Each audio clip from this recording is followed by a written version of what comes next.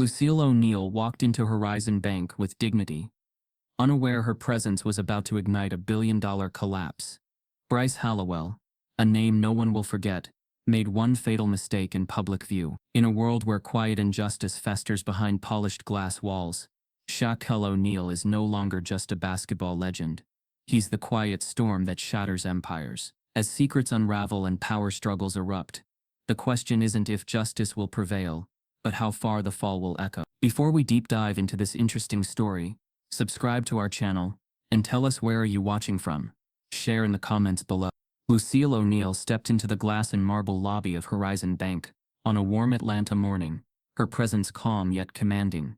She wore a crisp white blouse tucked into tailored black slacks, a subtle gold bracelet glinting against her wrist. Her carefully coiffed hair framed her face with an air of quiet dignity. Around her, the midday light poured through towering windows, casting long shadows across the polished floors. The bank hummed with muted conversations, the shuffle of papers, and the low hum of printers. Lucille approached the counter with a soft smile, her heels tapping a deliberate rhythm against the floor. The teller, Bryce Hallowell, glanced up from his screen, his sharp jawline clenched with impatience. He was young, his suit crisp, but his eyes betrayed a quiet arrogance. His gaze flicked over Lucille without recognition, dismissing her as another customer in a line of many. Lucille reached into her bag and withdrew a neatly folded form, a routine request, nothing out of the ordinary. She slid it toward Bryce, her tone polite but firm. "I need to process this transaction today, please." Bryce barely glanced at the paper before sighing. "This will take a while, ma'am. You should probably have made an appointment." His voice carried just enough condescension to make Lucille's jaw tighten. Though she kept her composure, she knew how to read the signs. The dismissive tone, the avoidance of eye contact, the subtle tapping of Bryce's pen against the counter. Minutes ticked by as Bryce typed and clicked, ignoring Lucille's gentle attempts to clarify the form's details. The line behind her grew, shifting impatiently. Lucille felt a faint heat rising in her chest but kept her voice steady. "If you could just—" Bryce cut her off with a sharp shake of his head. "Please wait, ma'am. You're not the only one here." Lucille's fingers hovered above the counter as she tried to adjust the paper, pointing to the correct section. Bryce's eyes narrowed. Without warning, he raised his hand and swatted hers away. The sound, a quick flat slap against skin, echoed in the lobby like a gunshot. For a split second, everything stilled. A gasp rippled through the onlookers. An elderly man in line murmured something under his breath. A mother holding her child tightened her grip.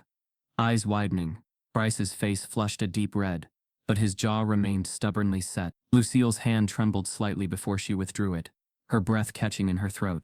Behind the counter, a security camera tilted ever so slightly, the red recording light steady and unblinking.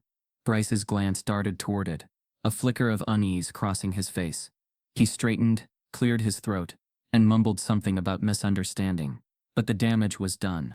Lucille stood silent, her composure unraveling only in the faintest quiver at the corner of her mouth. The old familiar weight of injustice pressed against her chest, a weight she had thought long buried. She fought to keep her voice steady, to hold her dignity like a shield against the invisible daggers of humiliation. As the murmurs swelled behind her, Lucille turned away from the counter. She gathered her purse, straightened her shoulders, and walked out of the bank, her steps slow but resolute. Outside, the Atlanta sun was unrelenting, painting the sidewalks gold. Lucille's heart pounded with a storm of emotions, anger, disbelief, but above all, a rising sense of quiet power. She knew Bryce's careless gesture was more than a simple slight. It was a spark that would ignite a chain of consequences neither he nor the bank could control. Bryce, left behind in the sterile chill of the bank, tried to compose himself, but his hands trembled as he returned to his computer. The whispers among the staff grew louder, speculations crackling like static. The air was charged with something unseen but palpable, a weight pressing against the glass walls and tiled floors. Outside, Lucille stood for a moment, her breath steadying. She reached for her phone, not to call her son just yet, but to check a message, one that had lain dormant for years. A name, a number, a promise. The inheritance her late husband had left was never meant to be flaunted, but it was meant to protect, to honor dignity in the face of humiliation. Her thoughts churned with memories of conversations long past, of clauses and conditions written in careful ink. Across town, unaware of the storm gathering, Big Shaq was in his studio, reviewing blueprints for a new community center. His phone buzzed, flashing an alert with the bank's name. His brow furrowed. He didn't yet know what had happened, but the message was clear enough. Trouble was brewing, and it had touched his family. In the hushed lobby of Horizon Bank, Bryce glanced around nervously, his earlier confidence eroding. He was still unaware of the cost his impulsive act would bring. The $2.1 billion trust fund wasn't just a number on a ledger. It was a symbol of resilience, a hidden strength waiting in silence for the moment it would matter most. And the moment had just begun. Lucille O'Neal stood beneath the filtered sunlight, the warm rays falling soft on her skin as her heart thudded a quiet, persistent beat of unease. The Atlanta sidewalk felt distant beneath her feet, as though she were hovering above the world that had just betrayed her. She inhaled deeply, drawing in the scent of warm concrete, the faint aroma of city coffee, the background noise of laughter and honking cars. But none of it touched her. Inside, her mind reeled, unraveling like the edge of an old silk scarf, delicate but unstoppable. For years she had kept the truth hidden, locked behind a practiced smile and quiet resilience.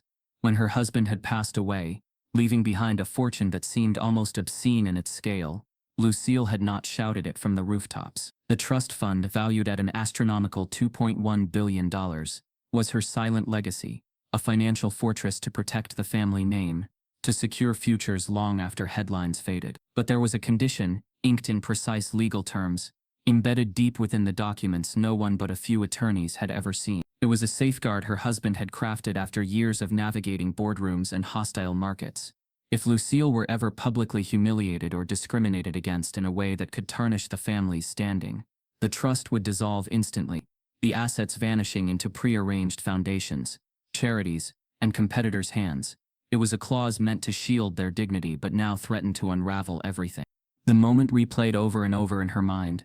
The dismissive voice of Bryce Hallowell, the flash of impatience, the sudden stinging contact as his hand slapped hers away. She hadn't cried out, hadn't made a scene, but her heart had recoiled, her dignity bruised in a way that was more profound than physical.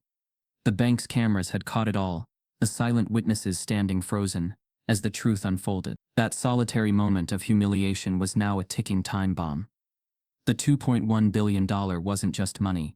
It was an empire of influence, investments, power, and with one act of careless discrimination, it had been set on a path to collapse. Lucille's breath caught as she leaned lightly against a wrought iron fence, her fingers curling around the cool metal. She closed her eyes, feeling the weight of memories pressing down. She remembered the quiet evenings with her husband, his voice low as he explained the fund's purpose. This isn't just for us, Lucille.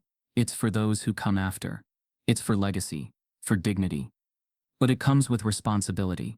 If we allow ourselves to be diminished, even once, the fund ceases to be our strength. It becomes our weakness. She had nodded then, understanding more deeply than he could ever know. She had lived through slights, through narrowed gazes, and dismissive words, through the quiet racism that simmered beneath polished surfaces. But she had always endured, knowing the world could not truly touch her if she did not let it. Until now, the betrayal wasn't just Bryce's slap. It was the knowledge that the system he represented, the casual dismissal of her worth, had always been lying in wait. Lucille's mind raced through the implications. Once the footage reached the wrong hands, and the trust's collapse would be swift and irrevocable. Competitors would seize assets, charities with legal claims would drain resources, and the name O'Neal, once associated with quiet strength, would become a cautionary tale.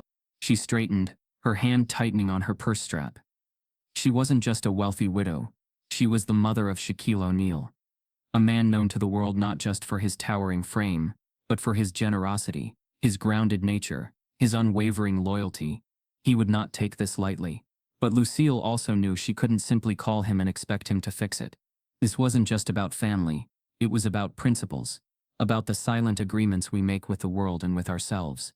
As the city pulsed around her, Lucille felt a quiet determination settle in her bones. The humiliation could not be undone, but the way forward was still hers to choose.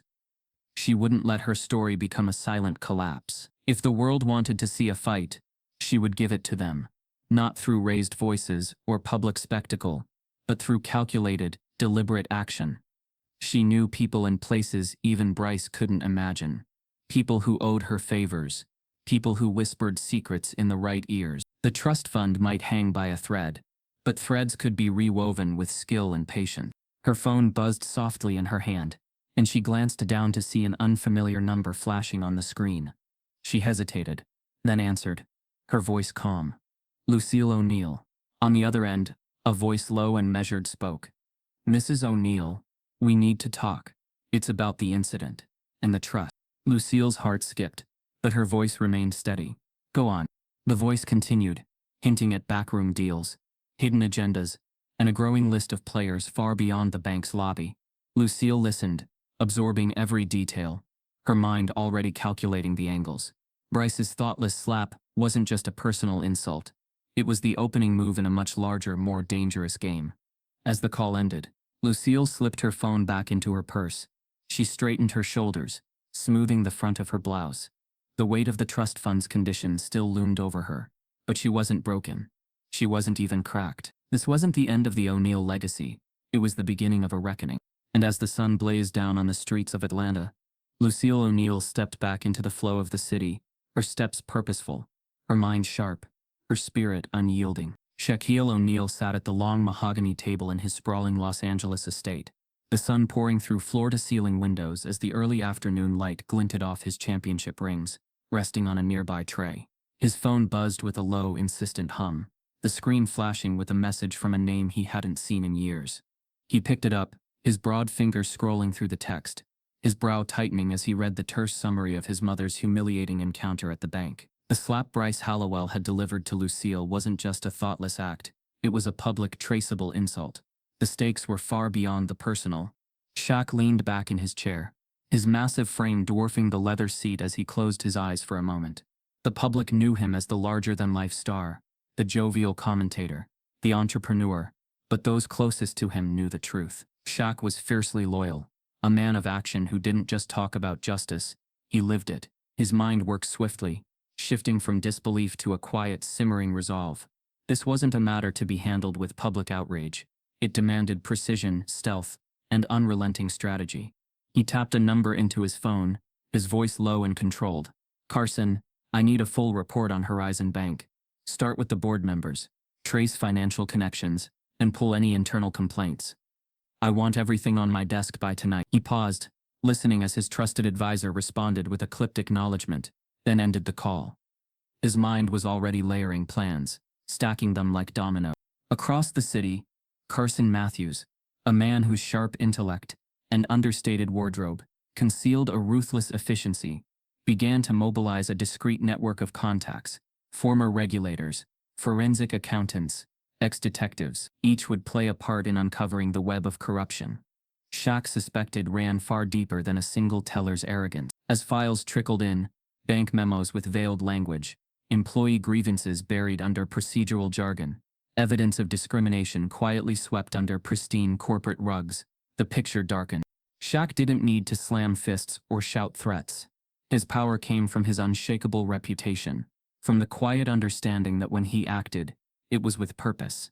He arranged a discreet meeting at an unassuming private office in downtown Atlanta, a place far from the cameras and flashing lights. As he entered, dressed in a charcoal suit with no tie, his presence filled the space without a word. At the long table sat Carson, a data analyst named Lyle Crenshaw, and a legal strategist, Felicia Graves, each selected not just for their skills but for their loyalty. Felicia spoke first, her tone measured but tense. The trust fund's conditions are clear. Public humiliation, especially documented like this, triggers an automatic revocation clause. It's not just Lucille's financial security at risk. The bank stands to gain access to those assets, or at least avoid the competitive liabilities the fund's terms would have imposed. Shaq listened, his hands steepled beneath his chin. His mind flashed to his mother's face, to the quiet dignity she had always carried. He refused to let her legacy be erased by a careless man and a corrupt system. What's their weakness? He asked, his voice low but cutting through the tension like a blade. Lyle tapped his laptop, bringing up encrypted files. We've traced irregularities in Horizon's internal audits. There's evidence of discriminatory lending practices, quietly buried settlements, and ties to a shadow entity, Stonewell Holdings. Stonewell's a shell, but it's fed by Horizon's profits, likely laundering money through offshore accounts. If we leak the right threads, their entire financial structure could implode. Shaq's lips curved into a tight, grim line. I'm not interested in leaks. Not yet. First, we show them we're watching. We squeeze them quietly, make them squirm, and then when they think they're safe, we pull the rug out from under them. I want Bryce Hallowell and his bosses to feel the weight of every decision they made, every person they dismissed. Felicia nodded, her eyes flicking to Lyle and Carson, who began detailing a coordinated plan.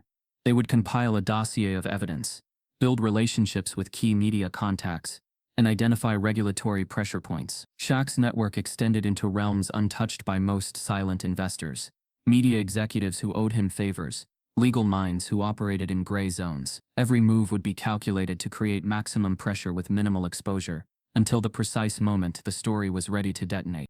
As the team discussed timelines and contingencies, Shaq's mind wandered briefly, not with distraction but with focus. He thought of his mother's quiet resilience, of the lessons he had learned from her about patience and dignity. This wasn't about ego or public retribution. It was about setting a precedent, ensuring no one would ever treat her or anyone like her with such disdain again. His silence was a weapon, his unseen hand weaving threads of power through back channels, tightening the net around Horizon's throat. By evening, the first subtle tremors began. A key client of Horizon Bank quietly withdrew a multi-million-dollar account, citing undisclosed concerns. A regulatory inquiry letter arrived at the bank's legal department, flagged as confidential but triggering internal panic. Bryce Hallowell, oblivious to the forces closing in, left work unaware that his name had been flagged in a confidential whistleblower complaint prepared by Felicia's team. Shaq stood by his office window, watching the sunset bleed into the horizon, his silhouette framed against the amber glow. He wasn't a man who needed to raise his voice to command attention. His unseen hand was already in motion, guiding the first steps of a reckoning that would soon reach from Atlanta's boardrooms to the hidden corridors of power. This wasn't just revenge, it was justice, carefully measured and quietly delivered. Bryce Hallowell sat in his glass-walled office, the early light from the city casting long streaks of gold and shadow across the pristine surfaces. The hum of the bank outside his door had taken on a different tone, one he couldn't quite place at first. A subtle hush broken by short bursts of whispered conversations that stopped as soon as he stepped into the hallway. He had felt it in the air the day before, but this morning it was undeniable. Something had shifted. He turned back to his desk, scrolling through emails with a mechanical detachment, his usually sharp instincts dulled by a growing sense of unease. A message from the bank's legal department flashed on his screen, marked urgent. It was a memo filled with bureaucratic language, references to an incident at the branch, a potential public relations issue, and an internal investigation. Bryce's pulse quickened, his stomach tightening. He clicked through the pages, but there were no direct mentions of his name, only vague allusions to a teller's actions, public reaction, and pending media inquiries. He tried to steady his breathing, but a cold sweat had already begun to bead along his hairline. He stood and crossed to the window, looking down at the streets below. The city moved on, oblivious to his rising dread. His mind darted through possibilities, dismissing and resurrecting them in rapid succession. It was just a misunderstanding, he told himself, a minor incident that could be smoothed over with the right statements, the right settlements. But even as he formed the thought, his phone buzzed on the desk behind him. Bryce. The voice on the line was low, clipped. It was Jonathan Pierce, his closest ally in the executive suite. The board's getting nervous. There's talk of leaks. Some clients are asking questions about compliance. You might want to keep a low profile for a while. Bryce's throat tightened. It was nothing, John. A misunderstanding. I've handled it. You'd better hope so, Jonathan replied quietly. Because the higher-ups are talking about your position. They're worried about exposure. The call ended, leaving Bryce staring at his reflection in the glass. His once unassailable confidence now flickered like a weak flame. He returned to his desk and opened his financial portfolio, hoping to distract himself with numbers and investments, but the figures blurred before his eyes. He remembered whispers about Stonewall Holdings, the offshore accounts, the quiet settlements with disgruntled clients, details he had always brushed aside as distant risks, manageable in the grand scheme of profit. But now, with every glance over his shoulder, he felt the walls of his own empire start to close in. By noon, the first calls from reporters trickled in. A polite but insistent voice from the Financial Chronicle left a message seeking comment on an incident at a local branch. Bryce's assistant, Carla Maynard, slipped into his office with her usual efficiency, but her face was pale. Her tone clipped as she said, "There are camera crews outside, Bryce. They've heard something about Horizon Bank and potential discrimination. Tell them no comment," Bryce snapped, his voice sharper than intended. Carla flinched, but nodded, retreating quickly. Bryce sank into his chair, rubbing at his temples. The air around him felt thinner now, heavy with the weight of unspoken truths. His mind spun with questions. How had the footage leaked? Who was talking? Could this be traced back to him? His phone buzzed again, this time with an encrypted message. He recognized the sender immediately. An old contact who usually trafficked in whispered rumors and discreet favors. The message was short. "Stonewell has eyes on you. The family knows. Move carefully." Panic surged through Bryce, a cold spike running down his spine. Stonewell Holdings wasn't just a shell company. It was a fortress built on secrecy and quiet alliances. If they were watching him now, it meant the incident with Lucille wasn't isolated. It was a spark that had ignited something much larger. Bryce's mind raced, trying to trace the chain of events. How a simple dismissal had escalated into a potential corporate scandal with ties to money laundering, discriminatory practices, and now whispers of a vengeful force aligning against him. That afternoon, the bank's internal meeting was held behind closed doors, but word leaked anyway. Bryce's name was mentioned, not overtly accused, but positioned as a liability, a risk to the brand's stability. He noticed colleagues avoiding his gaze in the hallway, heard the silence that fell when he entered a room. His customary charm, the easy swagger that had smoothed over previous stumbles, failed him now. Every interaction felt loaded, every smile strained. The final blow came just before evening. An email arrived from an anonymous sender with a subject line that made his blood run cold. "You can't hide behind stone walls." Inside was a single sentence. "We know what you did, and so will everyone else soon enough." Attached was a grainy still from the security footage, the moment his hand swatted Lucille's away, frozen in digital permanence. Bryce's fingers trembled as he shut his laptop. His thoughts swirled with desperation and regret.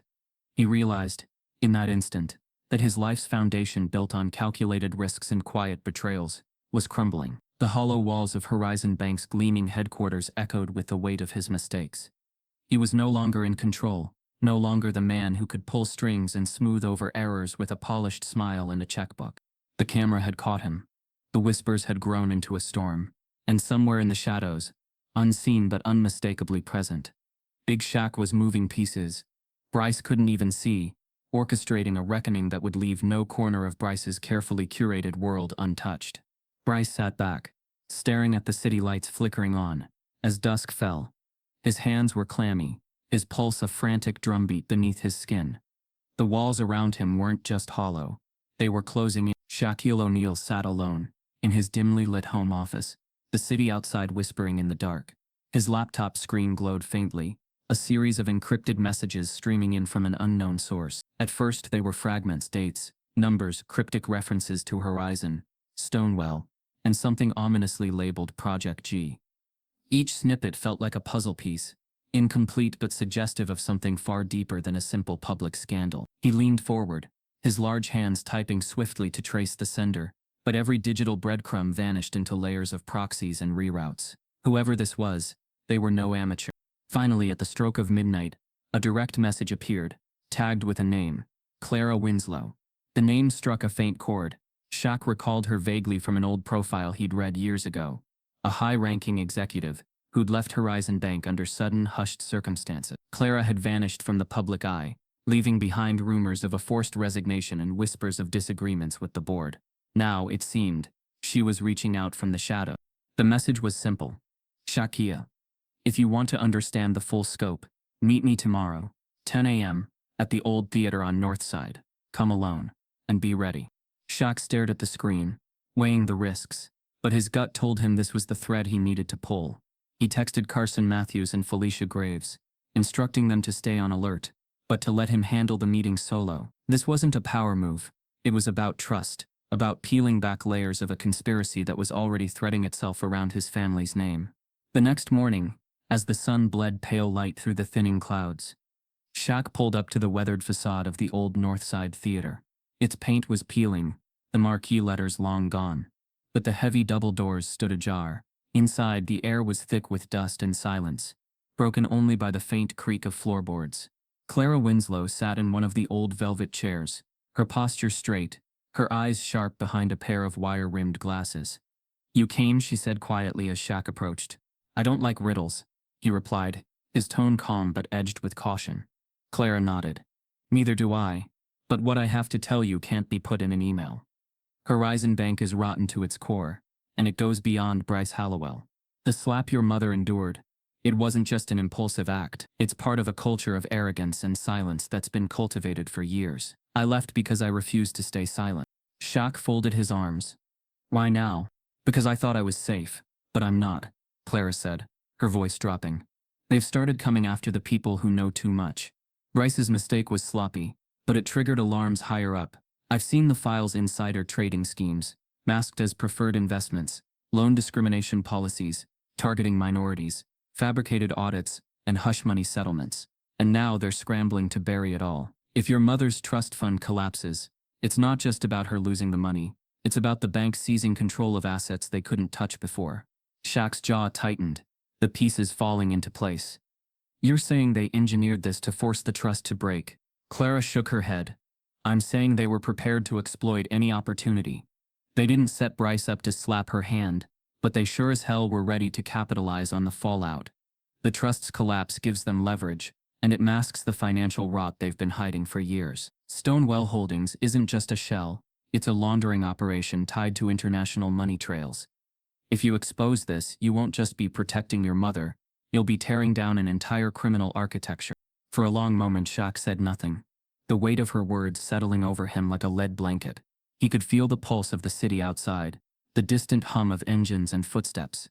But inside the theater, it was just the two of them, cocooned in a quiet storm of revelations. Clara slid a thin folder across the seat, its contents sealed but radiating danger. "This is just a fraction of what I have. If you're serious, I'll show you the rest. But once you open this door, there's no closing it." Shaq took the folder, his mind already calculating next steps. He wouldn't rush in with half-baked accusations or public grandstanding. This required precision, patience, and a network of trusted hands. He stood, his towering frame casting a long shadow across the faded carpet. "I'm in," he said, his voice low and steady. "But we do this my way. No leaks until we're ready. No one gets hurt, and when we strike, we hit them so hard they can't recover." Clara nodded, a flicker of relief crossing her face. "Agreed. I'll be in touch." As Shaq left the theater, the weight of the folder in his hand, he felt the silent gears of the machine shifting into motion. This wasn't just a family matter anymore. It was a reckoning years in the making. A battle between quiet corruption and determined justice. The shadows around Horizon Bank were deep and tangled. But with Clara's information, he could finally see the path forward. And as he walked into the light of day, the city's pulse thundering around him, Shaq's mind sharpened with resolve. The game was on, and he was no longer playing by their rules. By the time the morning news cycle hit its stride, Lucille O'Neal's quiet humiliation at the bank had exploded into a viral storm. Footage of Bryce Hallowell's dismissive slap flooded social platforms, spliced into reels and reaction videos that painted a stark picture of arrogance and entitlement. Headlines blazed across news sites. Bank executives disrespect sparks outrage, Big Shaq's mother humiliated, and Horizon Bank scandal erupts, each one peeling back another layer of Horizon's carefully maintained veneer. Comment sections seethed with anger, support, and speculation, while pundits dissected the footage frame by frame on morning talk shows. The bank's legal and PR teams scrambled to contain the fallout, issuing carefully worded statements about unfortunate misunderstandings and ongoing internal reviews. But the damage was already taking root. Shaq watched from his private office as the story spiraled, the pressure tightening like a vice around Horizon's throat. His face was set in a mask of composure, his mind a flurry of calculation. This wasn't just about his mother's dignity, it was about exposing the rot that had festered beneath Horizon's glossy exteriors. The trust fund, long thought to be a safety net, was proving to be something far more powerful, a lever with the potential to break the bank's spine. Felicia Graves and Carson Matthews stood nearby, their expressions tense as they detailed the latest developments. "We've confirmed that the trust fund isn't just a static pool of wealth," Felicia said, Her tone clipped. It's tied to a portfolio of exclusive asset rights. Everything from real estate holdings to intellectual property licenses. The moment the trust fund is revoked, those rights automatically revert to independent third parties. The bank doesn't just lose a client, they lose access to critical infrastructure. Shaq leaned back, his fingers steepled. How soon before they realize the scale of the damage? They're already starting to feel it. Carson replied. We've had calls from Horizon insiders, panicked whispers about high-value clients pulling out, regulatory bodies issuing preliminary inquiries, and competitors circling like vultures. It's not just reputational, it's structural. If the trust collapses, it sets off a domino effect. Their financial backbone will buckle. The deeper twist was beginning to unfold. Shaq's father, in crafting the trust, had tied its assets to key components of Horizon's operational network, leased properties critical to branch operations, patented technologies woven into their digital banking systems, even essential service contracts, with vendors who had long-standing agreements contingent on the trust's stability. These weren't just investments, they were lifelines. And with the trust's collapse, those lifelines were snapping one by one. In Horizon's corporate offices, the atmosphere had curdled from tense to frantic. Bryce Hallowell sat in his glass-walled office, his face pale as he fielded desperate calls from senior executives. The bank's general counsel, Randall Corbin, was demanding explanations, his voice sharp with panic. Bryce stammered through denials and excuses, but the weight of evidence was bearing down. Each hour brought new headlines, new legal notices, and a swelling tide of shareholder fury. Behind the scenes, Shaq's network moved with precision. Clara Winslow's dossier had armed them with proof of insider trading schemes and discriminatory practices, and now they were feeding carefully curated leaks to investigative reporters. Regulatory bodies sharpened their focus, subpoenas loomed, and Horizon's carefully maintained empire began to crack under the pressure. Outside the bank's headquarters, protesters gathered, their voices rising in a chant that echoed against the glass walls. News vans clogged the streets, reporters jostling for soundbites. Inside, Bryce watched helplessly as security tried to usher in executives for an emergency board meeting. The boardroom, usually a haven of calm decision-making, now pulsed with tension. One director, Linda Marston, slammed her hand on the polished table. This is beyond a PR nightmare. We're hemorrhaging. If we don't stabilize, we'll lose control of everything. Bryce opened his mouth to speak, but was cut off by another director. This isn't just about the slap. It's the assets. We've lost access to our proprietary payment systems, our secure data lines. Everything is tied to that trust fund. Did you know that? Did any of you realize how dependent we were on those contracts? The silence that followed was heavy, broken only by the buzz of a muted phone vibrating on the table. The realization sank in. The trust fund wasn't just a legal agreement. It was a linchpin, a silent fulcrum upon which the bank's operations had balanced for years. And now, with the revocation clause triggered, that balance was collapsing. At his estate, Shaq stood by the window, watching the news helicopters circling above Horizon's headquarters. His face was impassive, but his eyes burned with quiet determination. This wasn't just about revenge. It was about a reckoning. The system that had allowed men like Bryce Hallowell to operate with impunity was unraveling, not through violence or chaos, but through the precise, devastating consequences of their own arrogance. Felicia approached, holding out a phone. Clara just sent another update. Regulatory enforcement is preparing to seize key assets. Horizon's legal department is in full panic mode. Bryce's name is all over internal emails. They can't hide this anymore. Shaq took the phone, reading the message silently before nodding. Good. Let them see what it feels like to be powerless. Let them know that actions have consequences. As the sun dipped low over the city's skyline, the echo of Lucille's humiliation resonated far beyond that bank lobby. It reverberated through boardrooms, legal chambers, and digital headlines, shaking the foundations of a financial institution that had thought itself untouchable. And in the gathering twilight, Shaq stood poised at the center of it all, his quiet strength a testament to the fact that dignity, once threatened, could wield more power than any bank's balance sheet. Lucille O'Neal stepped up to the podium, his massive frame silhouetted against the sleek backdrop of polished steel and glass. The cameras clicked and flashed, but he didn't flinch. His usual smile was absent, replaced by a calm, steady focus that settled over the crowd like a weighted blanket. Reporters leaned in, pens poised, the hum of whispered speculations swirling through the room. Shaq adjusted the microphone with deliberate care, letting the silence stretch for a moment longer before he began to speak. Ladies and gentlemen, his voice rang clear, deep and resonant, yet laced with a quiet gravity that pulled everyone closer. I'm here today not as an athlete, not as a public figure, but as a son who watched his mother's dignity stripped away in an instant by a system that has long thrived on arrogance and silence. I'm here to talk about justice, not revenge, not retribution, but real justice. The air in the room thickened, the audience caught between curiosity and a subtle discomfort. Shaq's words weren't fiery or confrontational, they were measured, thoughtful, carrying the weight of someone who understood both the spotlight and the shadows it cast. He continued, his gaze scanning the room but never lingering, as if speaking to each person individually. What happened to my mother wasn't an isolated incident. It was a symptom of something deeper, a culture that allows prejudice to fester behind polished smiles and glass walls, a system that values profits over people, that prioritizes appearances over accountability. But let me be clear, this is not about tearing down institutions for the sake of spectacle.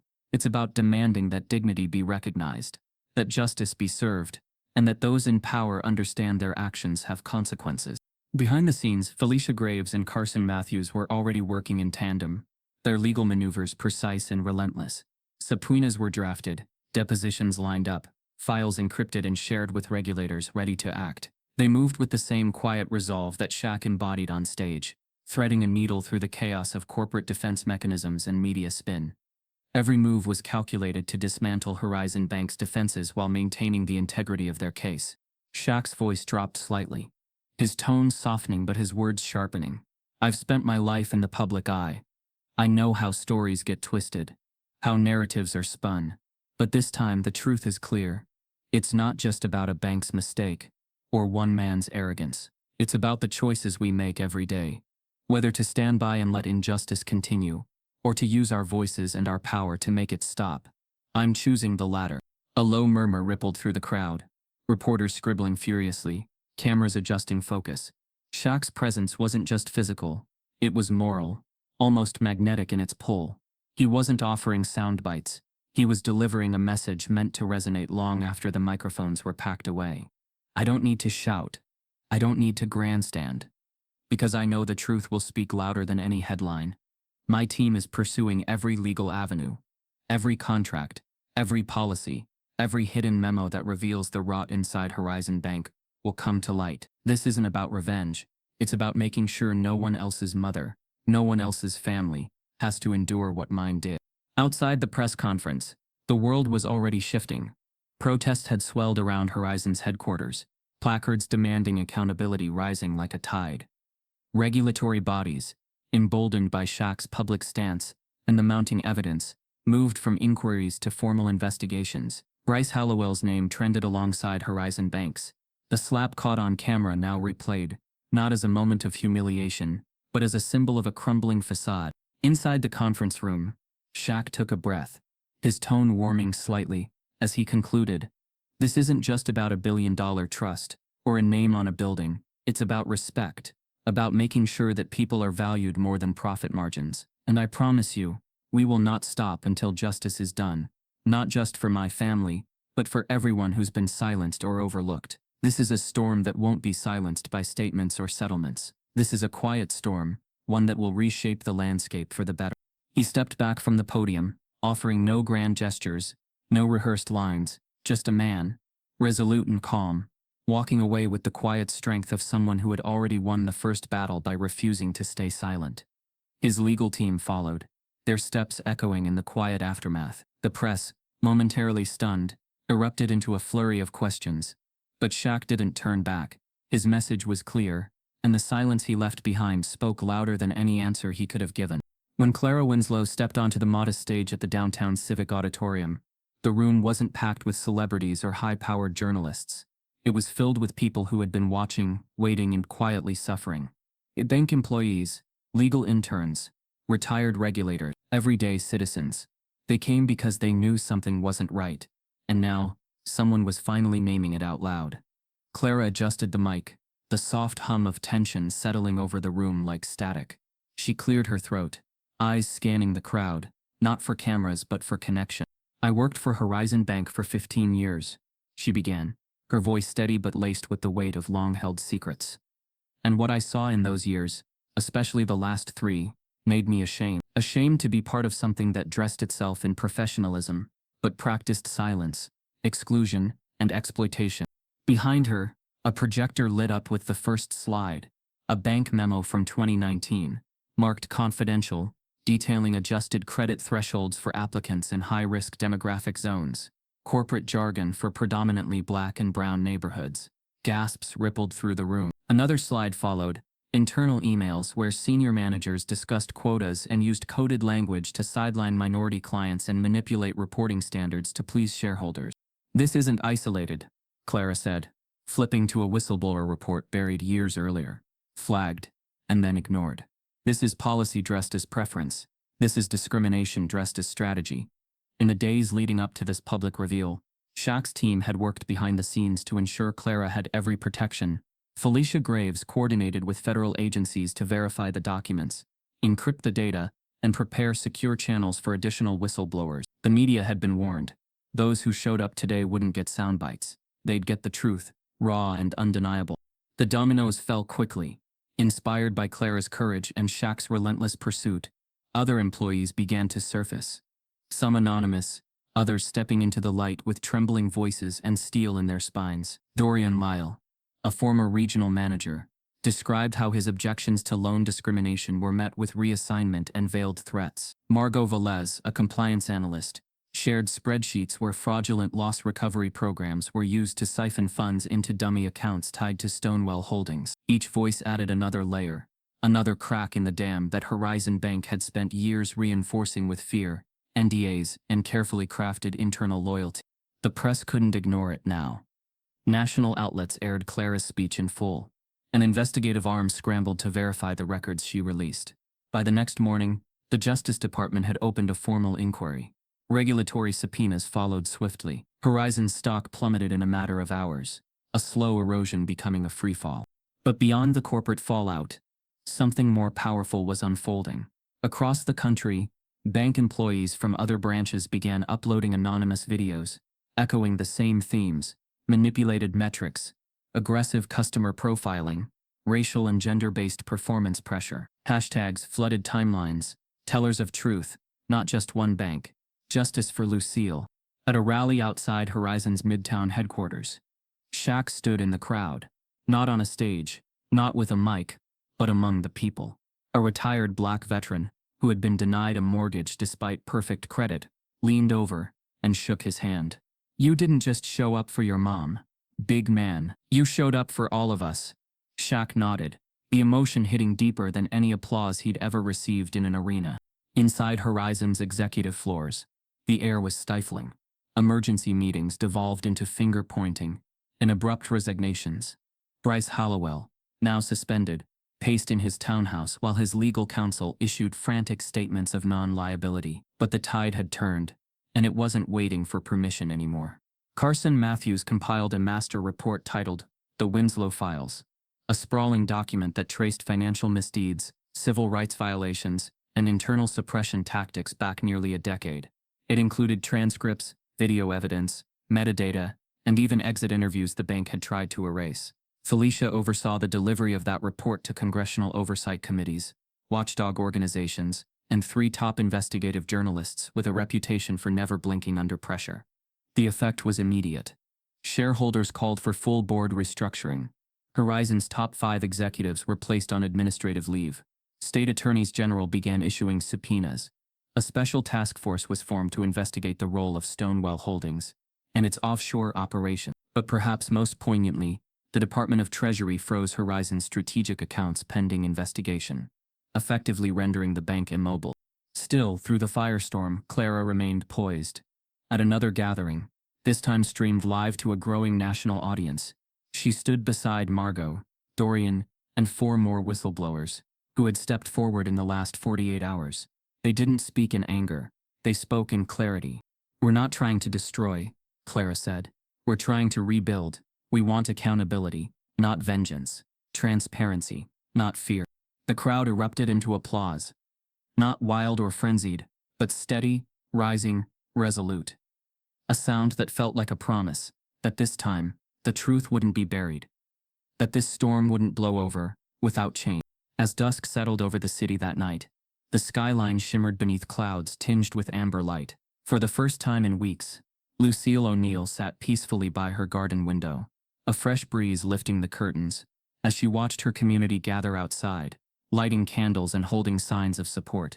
She didn't need to speak. She simply placed her hand over her heart, grateful, not just for her son's strength, or Clara's courage, or the army of voices rising, but for something rarer still, the quiet, unshakable sound of justice finding its voice. Bryce Hallowell's world unraveled like a taut thread snapped under pressure. In his penthouse apartment overlooking the city skyline, once symbols of his power and success, the walls felt like they were closing in. The hum of his phone vibrating against the marble countertop was no longer a pulse of control, but a relentless drumbeat of subpoenas, warnings, and urgent messages from legal teams scrambling to stem the tide. His confident smirk had long faded, replaced by the pallor of a man realizing too late that the empire he had helped build was crumbling beneath his feet. In the boardroom of Horizon Bank, the mood had soured from controlled panic to outright collapse. Executives who once stood by Bryce's side now turned away, distancing themselves from the toxic fallout. Bryce paced at the head of the long table, his tie loosened, sweat beading along his temples. "We need to contain this," he snapped, but his words fell flat. No one met his eyes. Felicia Graves' meticulously compiled Winslow files had become public record, and no amount of polished press releases could erase the evidence. Behind the polished glass walls, Horizon's legal and compliance teams were overwhelmed. Investigators had descended, armed with sealed court orders, and forensic experts who began combing through the bank's digital records and offshore accounts. Bryce's private emails, once encrypted with the highest grade security, were now spread across government monitors. Names, dates, transactions, all mapped with surgical precision. His role was undeniable, but as the investigation deepened, it became clear he was only one piece of a much larger, more insidious puzzle. The public narrative shifted quickly. Bryce was no longer just the villain caught on camera slapping Lucille O'Neal's hand. He was now the face of a broader corruption scandal. News outlets ran exposés, tracing his rise through Horizon's ranks, from an ambitious junior associate to a senior executive who turned a blind eye to unethical practices in exchange for personal gain. Whistleblowers stepped forward in waves, each revelation adding weight to the public outcry. But the true twist came when investigators uncovered internal communications implicating not just Bryce, but members of Horizon's board. Randall Corbin, the bank's general counsel, was linked to covert dealings with Stonewell Holdings, orchestrating shell companies to siphon funds from both clients and the bank's own reserves. Linda Marston, the once respected board director, was revealed to have approved discriminatory lending policies and silenced complaints with hush payments. The house of cards didn't just shake, it buckled. On a rain-slicked evening, as reporters crowded outside Horizon's headquarters, Bryce stood before the cameras, his posture rigid, jaw clenched. He attempted a statement, a weak attempt to deflect responsibility, but his words were drowned by shouted questions and the blare of sirens as law enforcement vehicles pulled up to the curb. Inside, agents were executing search warrants, seizing records, freezing accounts. The footage of his public humiliation was replayed on every major network, now accompanied by damning headlines. Hallowell and Horizon, the scandal unfolds. In the days that followed, lawsuits piled high on his desk. Shareholders filed class actions, former clients demanded restitution, and regulators prepared criminal charges. Bryce's personal assets were frozen, his lavish properties marked for seizure. The financial institution he had once maneuvered with cold precision now teetered on the brink of collapse, its stock value plummeting, its reputation irreparably stained. Shaq observed from a distance, his expression unreadable, but his resolve unshaken. He hadn't needed to wield threats or public theatrics. The truth had done the work. His team, meticulous and relentless, had orchestrated a quiet storm of justice that left no room for deniability. Felicia and Carson continued their behind-the-scenes operations, ensuring every document, every testimony, every uncovered fact made its way into the hands of those who could enact real accountability.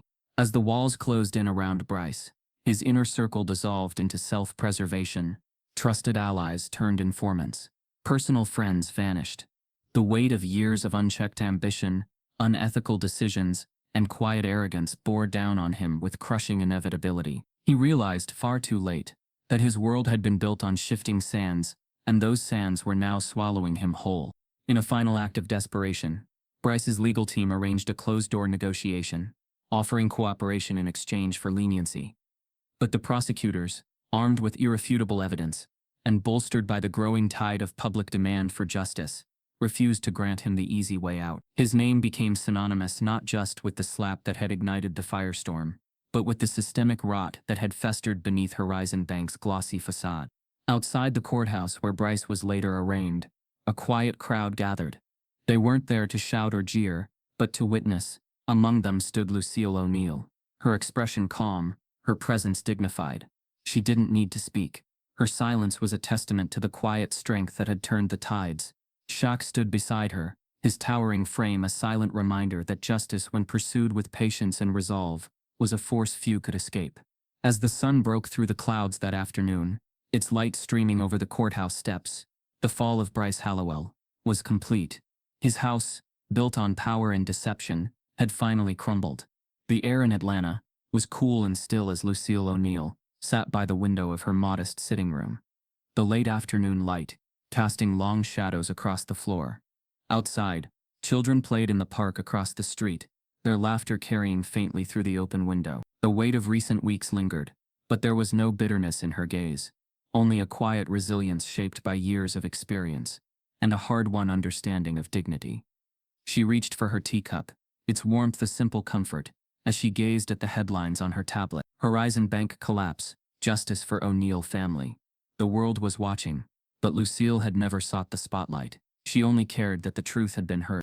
Across town, Shaquille O'Neal stood in the middle of a construction site, where a new community center was beginning to rise from the dust. His towering figure cast a long shadow as he reviewed blueprints with architects and planners, his voice low but firm. This wasn't about rebuilding his family's name or reputation. It was about creating something tangible for the community, something that would outlast headlines and scandals. Brick by brick, he was helping craft a future that prioritized people over profit, integrity over arrogance. As the dust settled from Horizon's collapse, Shaq's investments in social justice initiatives and community projects expanded beyond Atlanta. He funneled resources into scholarship funds, small business grants, and mentorship programs, designed to empower young people who had been marginalized by the very systems his family's ordeal had exposed. He didn't make grand announcements or host flashy events. His actions spoke louder than any press conference.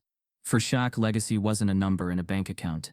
It was the tangible impact on lives transformed by opportunity and hope. Lucille's thoughts drifted back to the day of the incident at the bank. The casual dismissal, the slap of a hand that had meant to belittle but had instead set a chain of reckoning into motion. She thought of Clara Winslow's courage, of the tellers who had come forward, and of the quiet strength of the community that had rallied not just for her but for every unseen injustice that had festered behind closed doors. Their collective voices had turned whispers into a roar that even the most fortified institutions couldn't ignore.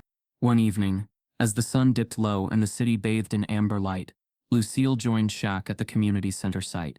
They walked side by side through the skeletal frame of the new building, stepping carefully over beams and scaffolding. "You've done something good here," she said softly, her hand resting lightly on his arm. Shaq nodded, his gaze steady. "We've done something good. You gave me the reason to fight. You reminded me what real wealth looks like." Lucille smiled faintly, a glimmer of pride in her eyes. "It was never about the money, Shaquille. It was about respect.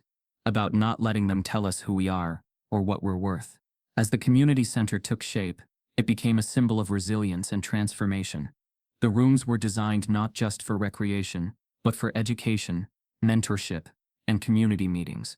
Walls would soon bear the names of local leaders, unsung heroes who had stood up for justice in quiet ways. In the courtyard, a small plaque was planned to honor Lucille's courage, not as a victim, but as a catalyst for change.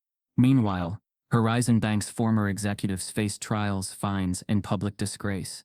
Their empire, once built on calculated indifference and concealed greed, had crumbled under the weight of truth and accountability. New regulations were proposed, inspired by the revelations sparked by Clara Winslow and amplified by Shaq's relentless pursuit of justice. Across the nation, financial institutions took notice, quietly reviewing their own practices, wary of the quiet storm that had reshaped the landscape. In the months that followed, Shaq's initiatives expanded to partner with advocacy groups, legal aid organizations, and educational institutions. He used his platform to shine a light on systemic discrimination and financial inequity, lending his voice not for personal gain, but to amplify those who had long been silenced. His presence at community events was marked not by fanfare, but by a steady, reassuring presence, a reminder that change was possible when integrity led the way. One crisp autumn morning, Lucille and Shaq stood together at the grand opening of the new center. Children lined up to cut the ribbon, their laughter mingling with the music that played softly over the loudspeakers. Community members gathered, many wearing shirts emblazoned with the words, "Dignity, Justice, Legacy." As the ribbon fell and the doors opened, Lucille felt a wave of emotion rise in her chest. She wasn't just seeing a building, she was witnessing the embodiment of every lesson she'd ever taught her son, every quiet act of resilience that had shaped their family's journey. Later that day, as the festivities wound down, Shaq stood with Carson and Felicia, watching the children explore the new space. "This isn't the end," he said quietly. "It's just the beginning. There's more work to do." Felicia nodded. "But it's a start. A real start." As evening settled over Atlanta, Lucille sat on the front porch of her home, the sky painted in streaks of pink and gold. She sipped her tea, the weight of the past months lifting like a gentle breeze. She thought of the billions lost, of the scandals exposed, and of the voices that had finally been heard. And as she watched the stars begin to emerge, she understood with quiet certainty that true wealth wasn't measured in dollars or titles. It was measured in the strength to stand tall, the courage to speak truth, and the unwavering belief that dignity and justice were worth fighting for. If you're moved by Lucille's story and Shaq's stand for justice, now's the moment to act. Stand up for dignity, challenge the silence, and be part of the change that reshapes our communities. Speak louder, push harder, because it's not just about one slap, it's about breaking the system that allowed it. Together we're unstoppable.